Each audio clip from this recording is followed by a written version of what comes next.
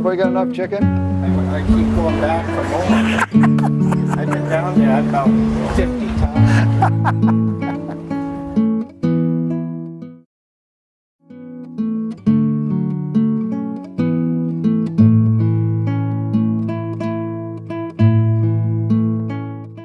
So today we're here in my backyard and we're back at Whitcomb Hall.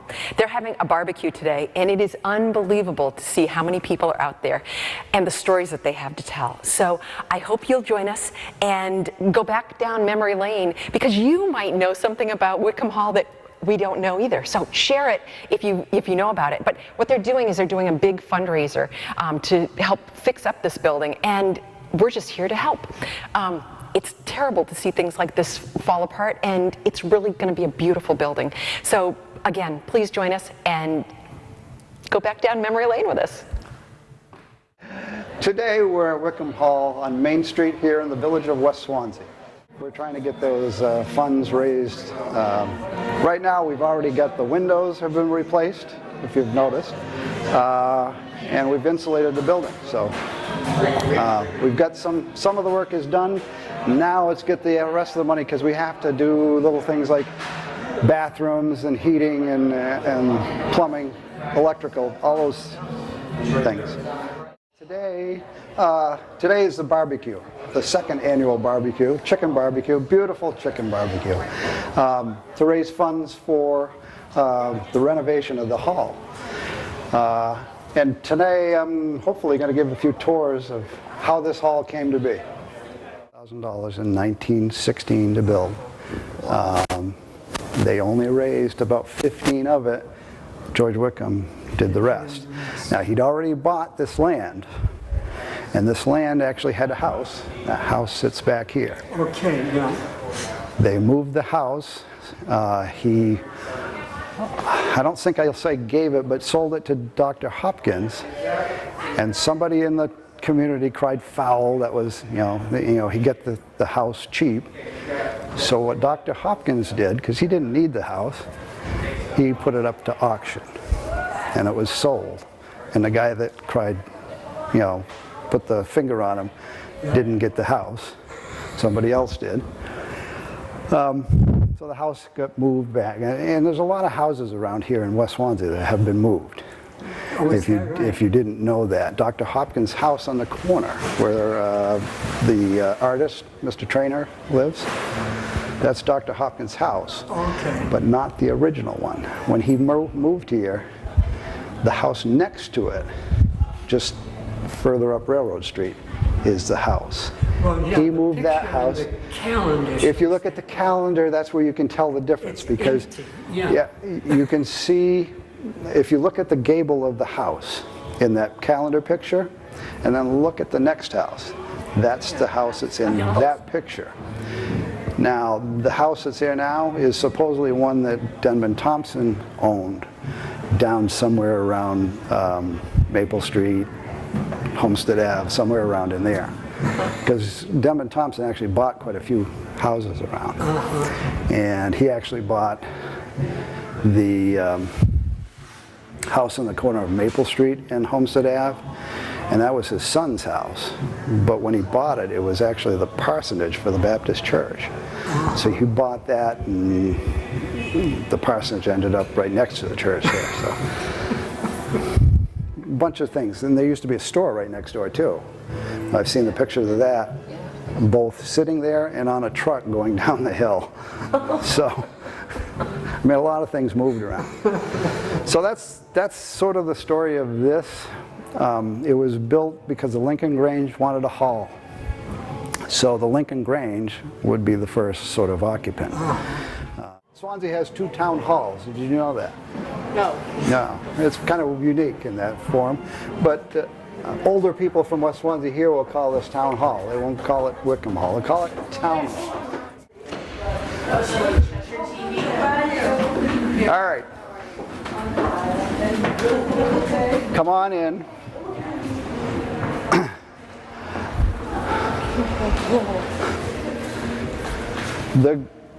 The great debate about town halls was, for Swanzey Center, the one that they built over there was a single story. And what they wanted to build over here in west was one with 2 stories, which had a hall. The one in Swanzey Center, it did have a hall, but it had this hall on the first floor, and it was never this size, never at all. Sort of a unique sort of way that this building came into being.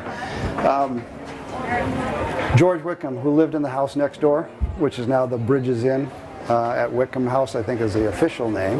But George Whitcomb was one of the richest men in town. He had a box shop, which would be behind us here, and he also dealt in timberland. Why? Because boxes were made out of wood back then, and if you owned land, you had the stuff to do your work.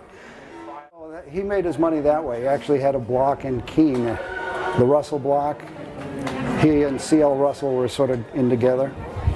So he's the richest man in town here. Across the street, there used to be 2 churches instead of 1, a Universalist church. And right there is where the Lincoln Grange, every town had a Grange Hall. Well, in West Swansea, they didn't have a Grange Hall. They had a Lincoln Grange that formed, but they didn't have a place to meet. So they met in the Universalist Church, which is right across the street from the Stratton Library. And they decided that they wanted to have their own hall. What they thought about doing was buying the Universalist Church that they were currently renting and renovating it and making their own hall. George Whitcomb heard about their plan and said, he came over to Dr. Hopkins, who was the master of the Grange, and he said, what are your plans for this? And he said, well, we were thinking about buying the building. How much? And Dr. Hopkins said, we planned on about $1,500. George Whitcomb's words were, if you raise $1,500, I'll build you a hall you'll never be ashamed of.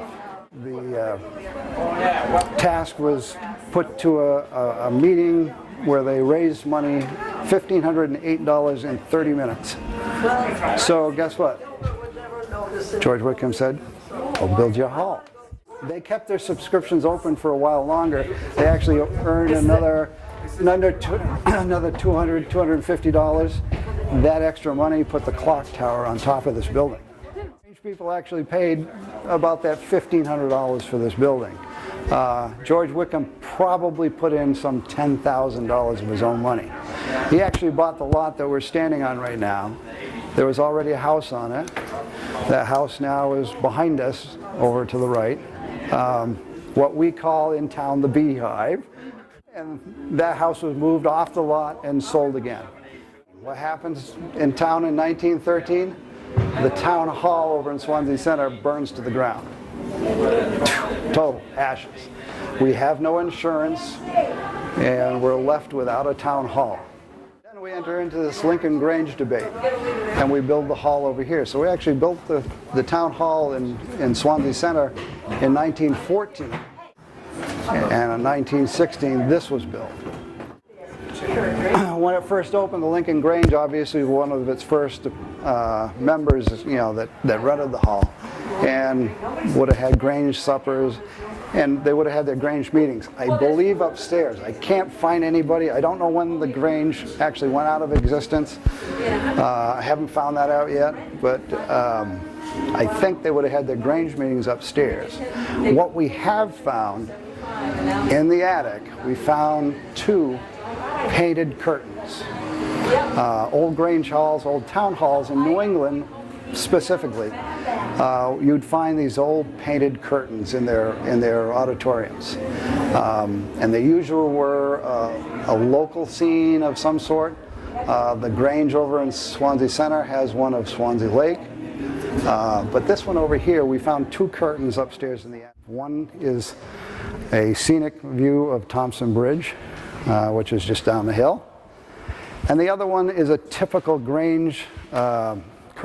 And when I say typical Grange curtain, they had a sort of template that they would go around to all the towns, and somebody would come in here and he'd go to all the businesses and he'd sell ads.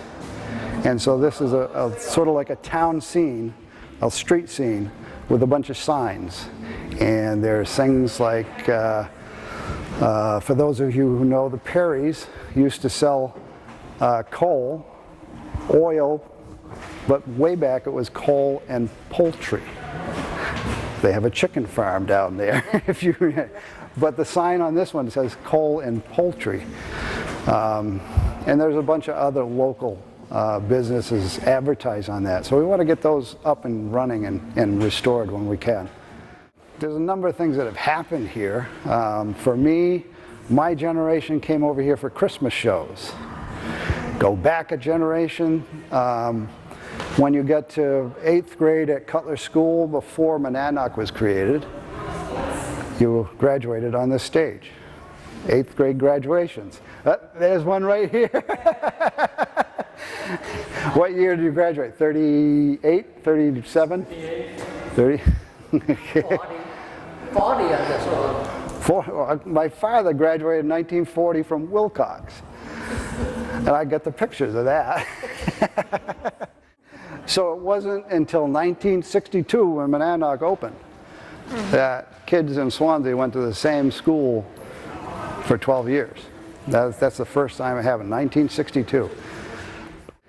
If you look at the walls and you see them a little dinged up, and you look at the shutters and see them hanging a little funny, like they might have been hit by something, they played basketball in here.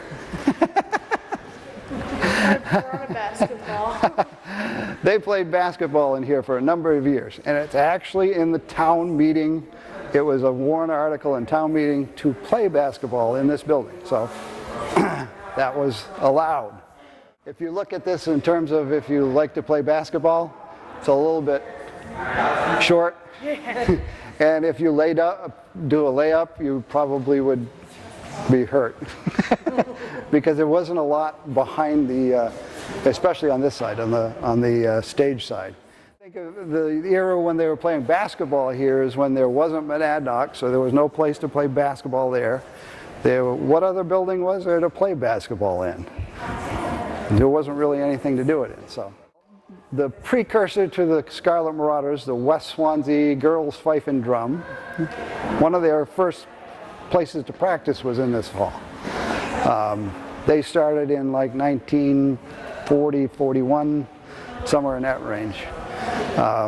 It was during the war. That's why it was an all-girls Fife and Drum Corps, because all the guys were out of town, so shall we say.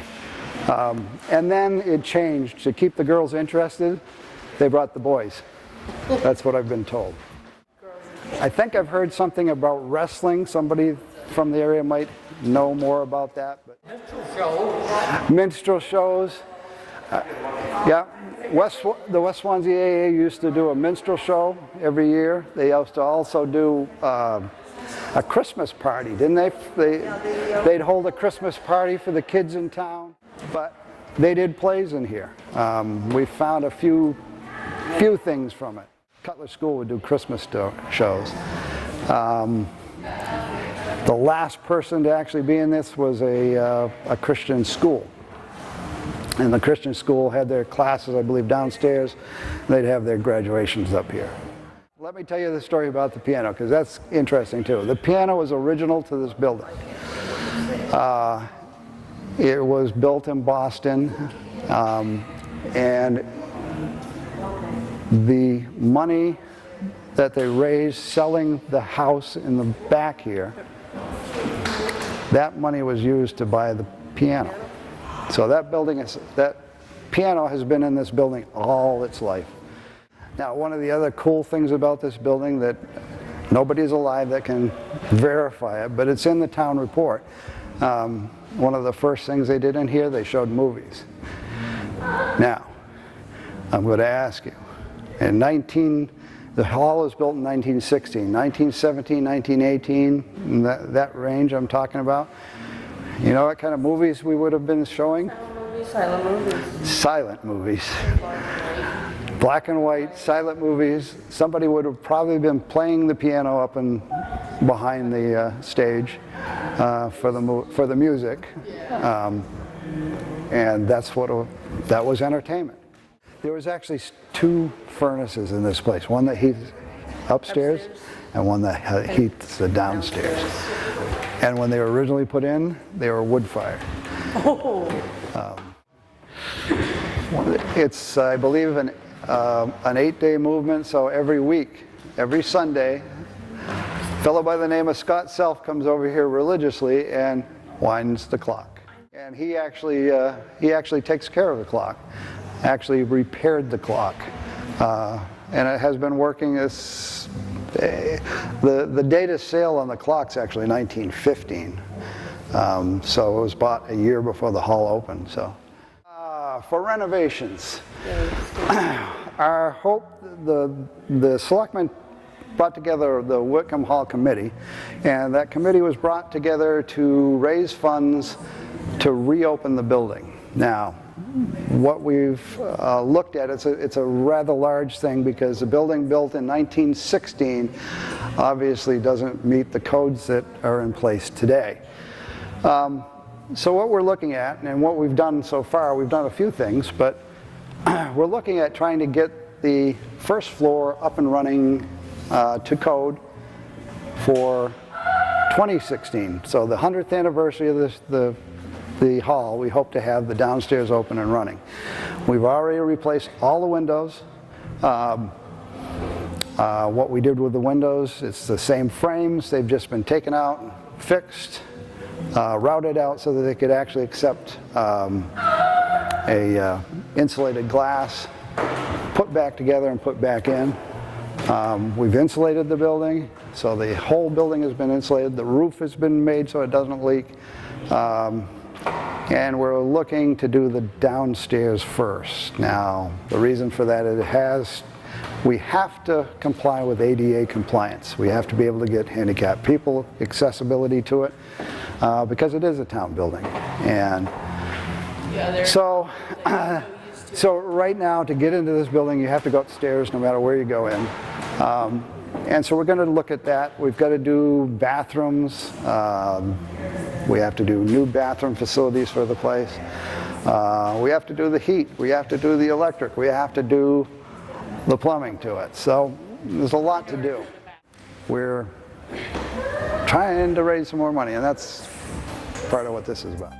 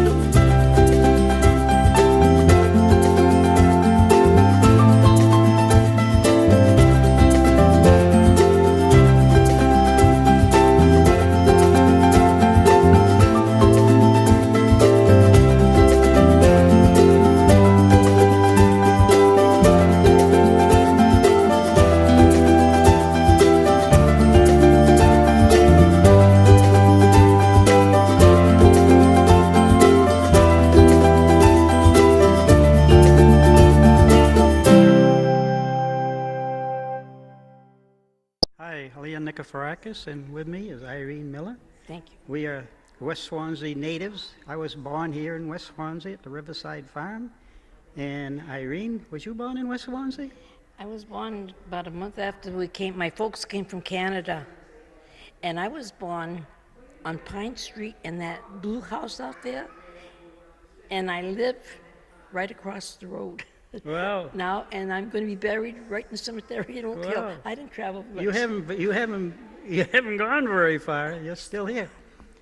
You're still here in West Swanzey. Well, I'm living in Keene now, but West Swanzey is my home. I was born here, and I'm pretty well happy with the village. Anyway, you started with the girls' drum corps. Yes, I did. When I was, I think, 13. Excuse me, I've got laryngitis too. I was 13, and Clara Gamallo started a corps. She was teaching the girls how to twirl at one time, and I used to see them walk by the house, but I had no idea what was going on. And then about a month after, she came around and got all us. There was nothing in West Swansea for the girls to do.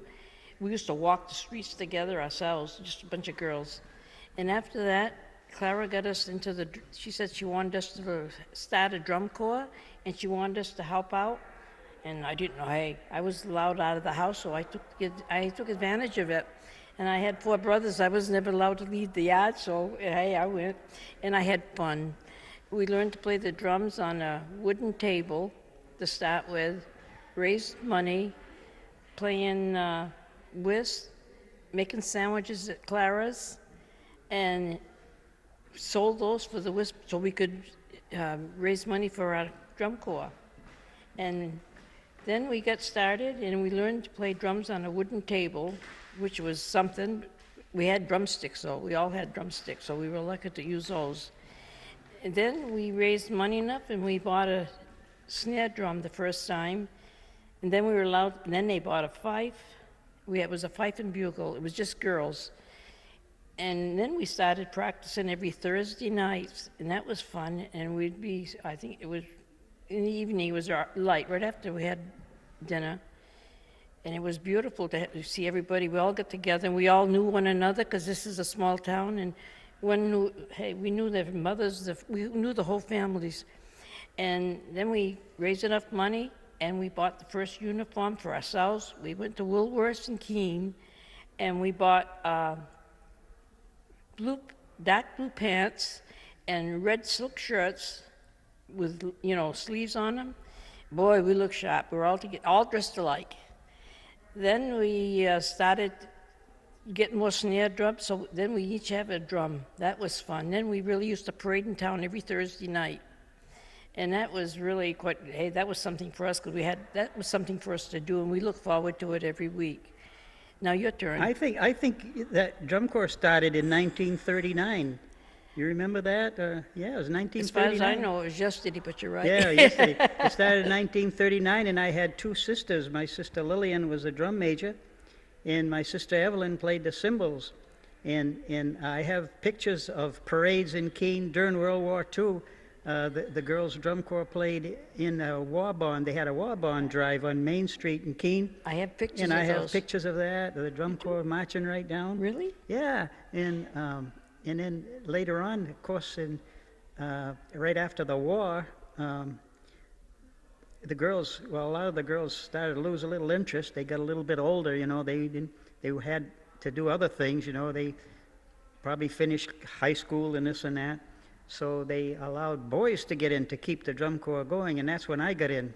I joined the drum corps, and I was given a plastic bugle, a 4-note bugle, and they gave me 1 note. I had 1 note to play, to practice all week. So I went home and I played that 1 note for about 2 days. I played it all day long, and finally I said to one of my friends who played the bugle, I says, "Don't you play another note?" And he says, "Yeah." He says, "We have 4 notes." He says, "Well, give me another note." So I played the 2nd note. So by the time of the week rolled around, I had all 4 notes. Like you said, they were Thursday nights. So I went back there and I had all the 4 notes, and of course I played that thing day and night, and I drove my brother Peter crazy. I got up in the hotel building. I got up on the 3rd floor, and I opened the window, and I was blowing that bugle so they could hear me all over town. I think I drove the whole town crazy. But anyway, I started with a 4-note bugle, just like the old Army had their regulation Army bugles. Mm-hmm. And then they bought some nice new brass bugles, but we could only use them in a parade. And they put them in a cloth bag, and they hung them up on hooks upstairs in the drum corps hall. And they used to have us practice with some old bugles. And then when we got to the parade, oh boy, we had these nice new bugles to play. And of course, they didn't want us to, Leonard Ruffles, he was the manager, he didn't want us to dent those new bugles because, they cost a lot of money. So that's, and I stayed with the drum corps for quite a few years. I played for Fitchburg in 1957.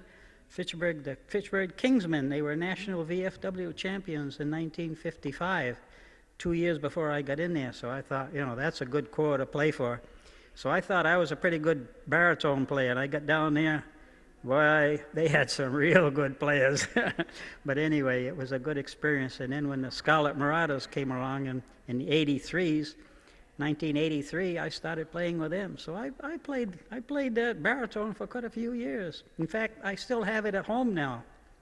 That's a nice souvenir. Do you have a drum from your old drum corps, your old girls' drum corps? No. You didn't salvage an old drum? We couldn't salvage them. Oh. It was passed down to the next ones. Oh, yeah, It yeah. cost money. But although at one time we had uniforms, after we got started, we were pretty good. They let us march down the road.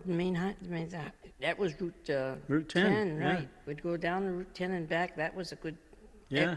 Then we did many maneuvers. Oh, yeah. That was fun to do maneuvers. Oh, It was yeah. different, but we all enjoyed it. And then we used to go to all the parades, like you said, in Yeah. Keene. I've got pictures myself of the ones Yeah. in parade, and I'm in the parade, and I see that my drum, the fellow that taught us to draw, what was his name? Leonard Ruffles? No, it was the heavy guy, sick guy. That Oh, was a the teacher. Lambert boys? The teacher that was teaching. Oh, Drummer. Phil Lacasse. He was the drum and he used to instructor. be right next to me Yeah. when we walked down the road, and I used to be so proud to have him next to me because I felt brave. He came up from Athol, Massachusetts, every Saturday morning for instructions, and he was the drum instructor for the Minute Tapioca Band out of Athol or Orange, Mass, where the Minute Tapioca plant was. That's right. And he had a son that was in the West Point military band the year that I played for the year that I joined the drum corps. And